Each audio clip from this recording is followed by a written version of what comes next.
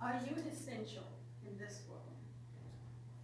How important do you believe you are in our world today? In 1993, scientists from all over the world came together for one of the biggest projects that medicine and biology has ever seen, the Human Genome Project. And they went for 10 years and compiled every single gene, put it together to discover what human beings' DNA is like. And at the end of 10 years, in 2002, they had many findings, but one that you might know, one that you might have heard about, is that all humans share about 99.9% of their DNA. Which means that if you turn to your neighbor, or you think about that person that really annoys you, or maybe even Beyonce, you're 99.9% similar. Wow. But that's not what I'm here to ask you about today. What I'm here to ask you about is how much does 0.1% count? Good evening, Mrs. Toastmaster, fellow Toastmasters, and guests. The word essence means an intrinsic quality, an indispensable nature of something that determines its character, something within a person that they cannot go without. But often, we go without our essence. Our essence, we give it up for something else. How many of you, raise your hands, if you this weekend followed the celebrity weddings? Raise your hands if you woke up this morning and before 12 p.m. you were on Instagram. Raise your hand if you love self-help books and you go out of your way to always get a book that you love. Now, I'm not saying that all of these things are bad, but I feel as though we go out of our way to search for gurus, to search for people to teach us step by step how to live, when instead we have the essence. There is something deeply individual about being alive, something deeply individual about your life that no one else can experience. And so we have to ask a question.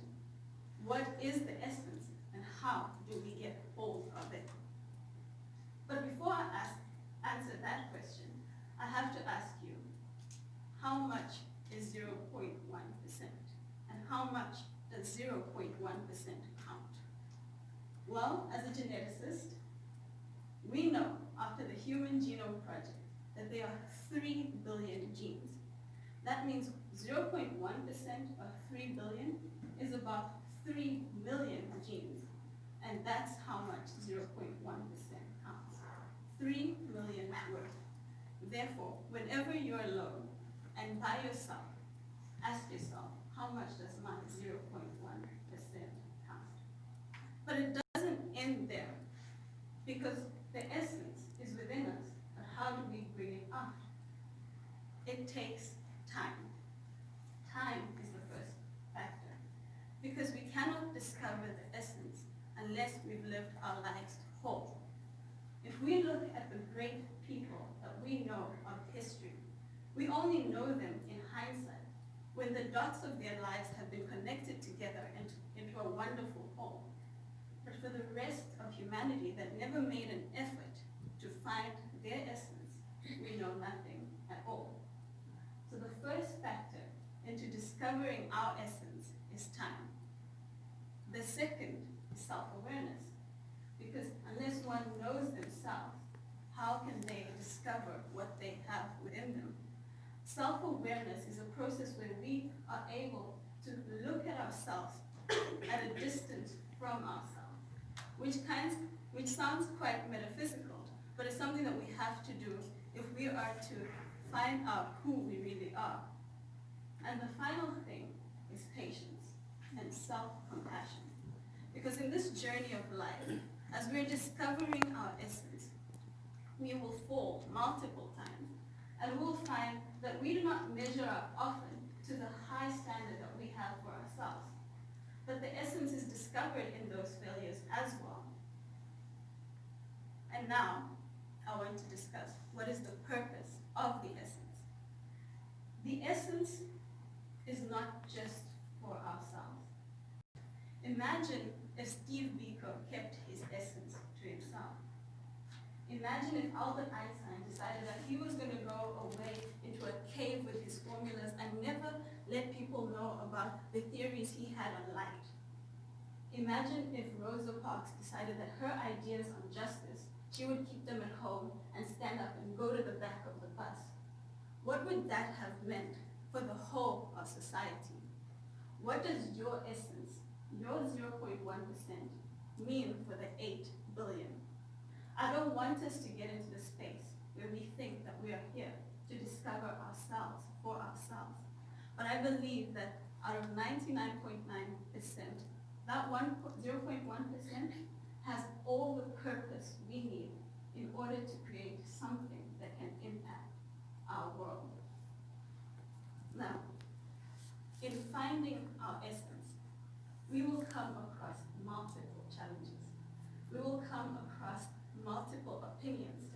We will come across multiple ideas that hope and beliefs that we have within ourselves that hope to cover up our essence. All of these must be fought against, but it will not be easy, because if it was easy to find that essential thing about us, then everyone would have done it. Everyone would have gone out and dug up the essence. Everyone would have torn down the smoke screen of looking at other people's lives and focused on their own. But instead, in search of the essence, while we're being patient, while we're being self-aware, while we're doing this with a lot of compassion and taking the time to walk this journey, then we learn that we can overcome all of the obstacles that come against us in the search for the essence.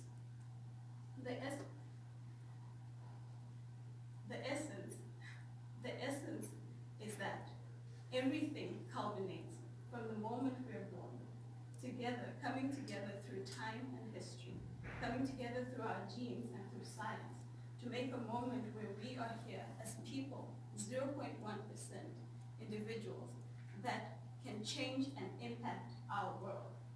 But as we find our essence, let us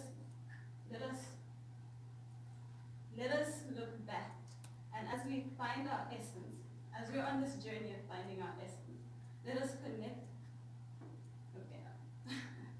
As we're on this journey of finding our essence, let us walk it bravely, so that when we look back at 90 on our lives and connect the dots of our lives and what they mean, then we can say, as Ralph Waldo Emerson once did, that two paths diverged in the woods, and I chose the one less traveled on, and that has made all the difference.